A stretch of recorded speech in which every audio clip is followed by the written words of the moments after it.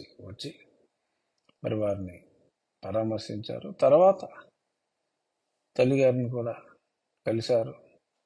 తల్లిగారిని కలవటానికి ఇక్కడికి వచ్చారా? లేదు.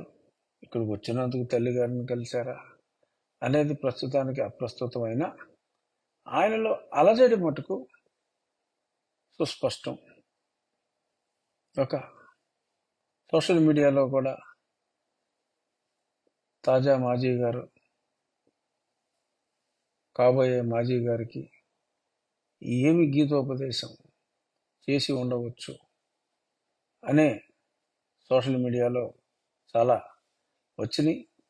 కానీ బయటకు వచ్చిన ఒక అంశాన్ని మనం ఇక్కడ ప్రస్తావించుకోవాలి.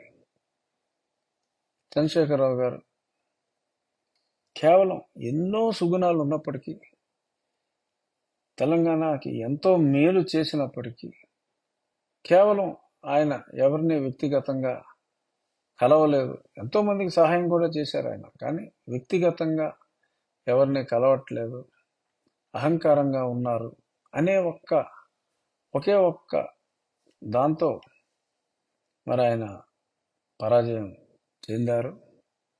మరి ఆ విషయం మరి ఆయనకి చెప్పినట్లేరు. నువ్వు ప్రజలకు అందుబాటులో ఉండాలన్న విషయం చెప్పినట్టుగా లేరు. కానీ పేపర్లో వచ్చిన అంశం ఏంటంటే, ఆఖరి నిమిషం దాకా జనం మనసులో మాట చెప్పట్లేదురా భయ్, మరి నేను అలాగే చాలా సీట్లు వస్తాయనుకున్నా నీ మాదిరిగానే, కానీ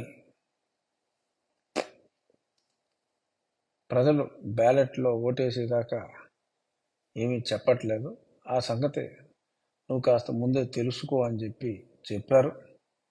ఈయన అలాగే 100 నుంచి 110 సీట్లు వస్తాయని అనుకున్నారు. మరి ఆయన చేసిన మంచి పనులకి మరి ఏ మంచి పని చేయని వ్యక్తి,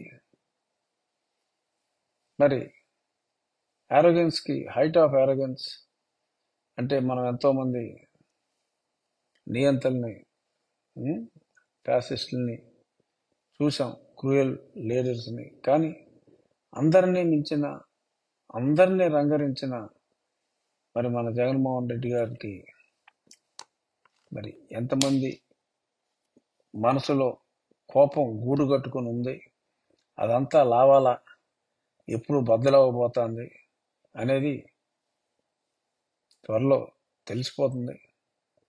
డెఫినెట్గా చంద్రశేఖరరావు గారిని కలిసిన తర్వాత, వారి ఏకాంత చర్చల తర్వాత మరి ఏదైనా ఇంకా మనం పోతున్నారా బాబు అన్నది రియలైజ్ చేసుకుని మరి ఏదన్నా మార్పు వస్తే,